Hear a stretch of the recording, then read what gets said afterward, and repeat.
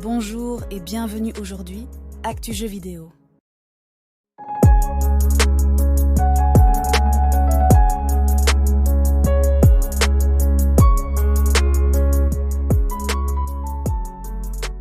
Entre des licenciements, restructurations et flops en série, l'année 2023 aura été particulièrement compliquée pour Ubisoft. C'est un fait, le géant français du jeu vidéo Ubisoft ne se porte pas bien. L'entreprise a connu une année 2023 particulièrement compliquée entre les licenciements et annulations de projets. Malgré une année difficile, l'entreprise est parvenue à sortir quelques nouveautés. Son titre le plus attendu était sans nul doute la nouvelle production de Massive Entertainment. Avatar, Frontiers of Pandora. Vous vous souviendrez sans doute qu'Ubisoft s'était déjà risqué à l'exercice d'adapter Avatar en jeu vidéo, à la sortie du tout premier Avatar. Le jeu sorti à l'époque n'était toutefois pas franchement parvenu à laisser une empreinte derrière lui, se classant parmi les adaptations de films en jeu sans grande prétention. Frontiers of Pandora s'en démarque par son ambition démesurée. Tout d'abord, parce qu'il s'agit d'un jeu AAA au budget démesuré. Ensuite, parce que les développeurs ne se sont pas contentés ici d'adapter l'intrigue des deux premiers films, mais nous proposent une intrigue inédite qui nous fait davantage explorer l'univers d'Avatar. Enfin, parce qu'en termes de construction, Frontiers of Pandora est un jeu beaucoup plus ambitieux, puisqu'il s'agit d'un FPS en open world, de surcroît un titre qui exploite pleinement le potentiel des consoles new-gen, puisqu'il ne tourne que sur Xbox Series et PS5. Sur le papier, Frontier of Pandora avait tout pour séduire. Un monde gigantesque à explorer selon ses envies, un système de craft évolué, un scénario ambitieux dans l'univers d'Avatar, et surtout, un paquet de nouveaux éléments à découvrir par rapport au film. Et de facto, il faudra bien lui reconnaître une qualité indéniable, son immense fidélité aux matériaux d'origine. Car Frontiers of Pandora n'est non seulement un jeu qui nous permet d'explorer tout l'univers de Pandora, mais aussi un titre canon avec l'univers des films.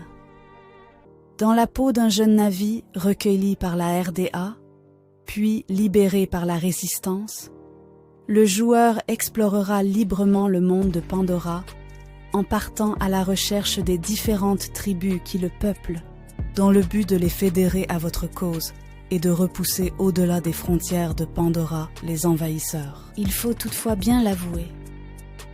Si le monde d'Avatar est fascinant et admirablement construit, et si la présentation du jeu est soignée avec de nombreux dialogues et cinématiques, le récit n'est guère vraiment passionnant.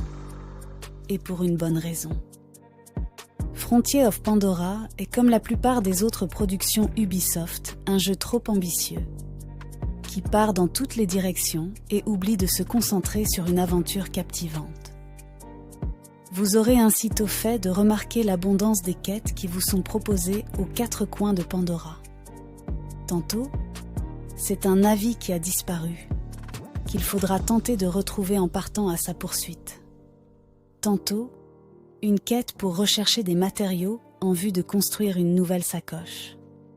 Les quêtes sont nombreuses, longues, et ont tendance à vous faire parcourir des distances excessivement longues pour rallonger artificiellement la durée de vie du jeu. Le syndrome FedEx est bien là, plus encore que dans les autres jeux open world d'Ubisoft. Et c'est bien dommage, car le rythme de l'aventure est complètement morcelé. Ajoutez à cela le fait qu'on a l'impression de devoir sans cesse reparcourir les mêmes quêtes et que le loot et le craft sont fortement mis en avant dans le jeu, et vous comprendrez vite que Frontiers of Pandora n'est pas un FPS comme les autres. Avant d'être un FPS, Avatar est un jeu de craft en open world dans lequel les interactions avec les Na'vi prennent beaucoup plus de place que les combats ou l'exploration. Et il faut bien l'avouer, on s'ennuie souvent ferme dans cette aventure qui tire atrocement en longueur et manque cruellement d'inspiration. On notera d'ailleurs que même au niveau du bestiaire, on a l'impression d'affronter tout le temps les mêmes ennemis, quelques méchasses et hélicoptères, ainsi que quelques créatures sauvages. Et c'est à peu près tout. N'espérez pas être surpris dans cette aventure, cela ne sera jamais le cas. Ubisoft a pourtant redoublé ses efforts pour proposer de la diversité dans son gameplay entre les phases d'enquête qui vous demanderont d'associer divers éléments pour découvrir de nouveaux indices, les mini-puzzles à résoudre ou encore les nombreuses quêtes de crafting qui vous obligeront à partir à la chasse ou à la cueillette dans le monde de Pandora pour trouver les éléments qui vous permettront de fabriquer les bons outils, armes et équipements. Dompter sa monture, un grand moment. Clairement, Ubisoft est parti dans toutes les directions et nous livre un jeu open world très vaste. Les différentes contrées de Pandora sont un régal à explorer. L'ennui, c'est que l'intrigue principale et les quêtes annexes ne sont pas franchement captivantes et qu'on finit vite par se perdre dans nos quêtes. Des quêtes qui tournent en rond, se répètent inlassablement et ne font jamais que montrer une toute petite partie du potentiel du jeu. Si le jeu part de très bonnes intentions, il faut bien admettre que le concept a beaucoup de mal à séduire, la faute à des choix parfois douteux. On pense par exemple au système de progression, qui ne repose pas sur de l'expérience, mais un système de niveau basé sur le nombre de compétences débloquées et l'équipement. Avatar laisse donc de côté son aspect RPG, pour adopter un style de leveling de difficulté basé sur l'équipé. Autrement dit, plus vous serez fort, plus vos ennemis le seront aussi. Et ça, ce n'est pas forcément une excellente idée pour un FPS. Pad en main, les sensations sont là. On se prend réellement pour un Na'vi en explorant les plaines de Pandora. Si la partie exploration fonctionne plutôt bien, il faut bien admettre que la carte manque de verticalité, celle-ci n'étant réellement exploitable qu'à dos de monture. Et si l'on croise de nombreuses créatures et ennemis sur la carte, un certain côté artificiel ressort.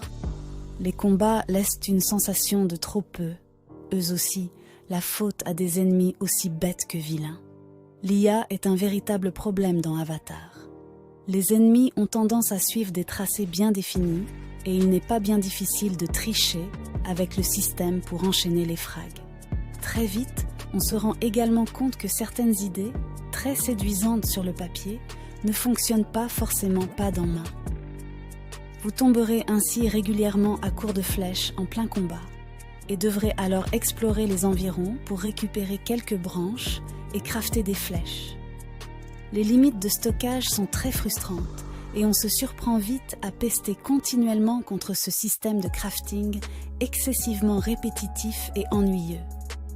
Même sentiment de frustration en ce qui concerne la recherche permanente et ultra assistée de denrées.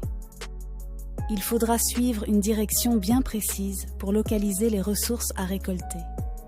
Puis, utiliser son sens de Na'vi pour les voir ressortir des décors et participer à une sorte de mini-jeu qui consistera à appuyer avec la bonne pression pour arracher un fruit d'un arbre par exemple, dans le but de montrer un respect de la nature. Tout cela est très fidèle à l'œuvre, mais dans la répétition, ce type d'action devient lui aussi vite agaçant. Les cinématiques sont nombreuses et plutôt bien réalisées. Autre vilain défaut du jeu. Comme les autres productions d'Ubisoft, Avatar est noyé dans la multitude de quêtes secondaires. Il faudra en vrac récupérer des collectibles, des journaux de bord, détruire des bases, activer des laboratoires, récupérer des ressources, se connecter à des plantes pour obtenir des compétences, looter des coffres. Avatar croule sous les activités secondaires à un tel point qu'on a souvent du mal à s'y retrouver et qu'on en vient à perdre le fil principal, qui n'est déjà guère très défini. On est ici face à un jeu très bac à sable, finalement parfois plus proche d'un Minecraft que d'un Far Cry dans sa formule. Au final, on en vient donc à se dire qu'on aurait finalement préféré un jeu moins ambitieux, mais qui fait mieux les choses. Car trop souvent, on finit par se perdre dans cette open world. Ennuyeux, répétitif et finalement pas très inspiré dans sa narration, Avatar. Frontiers of Pandora a néanmoins le mérite d'être un jeu très réussi visuellement, avec une bande-son plutôt réussie, malgré l'absence de thèmes marquants, et une présentation soignée. Le jeu exploite brillamment les capacités des consoles Xbox Series et PS5 et est un vrai plaisir pour les yeux et les oreilles. Jolie démo technique, Frontiers of Pandora a en revanche plus de mal à convaincre au niveau de son gameplay, avec une formule presque copiée collée sur celle des Far Cry, la nervosité en moins. En définitive, si les vrais fans d'Avatar seront sans doute ravis, nombreux seront les joueurs à lâcher le pad après une petite heure de jeu seulement. Et c'est bien dommage au vu de l'énorme potentiel de l'univers d'Avatar. Conclusion. Fidèle à l'univers des films, Avatar. Frontiers of Pandora nous immerge parfaitement dans l'univers des films et s'impose comme l'un des plus beaux jeux de cette année 2024. Jolie démo technique, le titre peine toutefois à convaincre au niveau de son gameplay, la faute à des missions qui manquent cruellement de rythme et vous forcent à répéter d'incessants allers-retours dans un monde qui manque de vie. Avec ses missions secondaires sans intérêt, ses nombreuses activités annexes qui se répètent inlassablement et son histoire principale qui n'est guère passionnante, Frontiers of Pandora a beaucoup de mal à convaincre. Nombreux seront d'ailleurs les joueurs à lâcher le pad après une petite heure de jeu seulement. La formule Ubisoft a de plus en plus de mal à convaincre. Et il est aujourd'hui certain que l'éditeur doit se renouveler dans ses propositions s'il espère survivre. Et voilà, c'est tout pour aujourd'hui et à la semaine prochaine.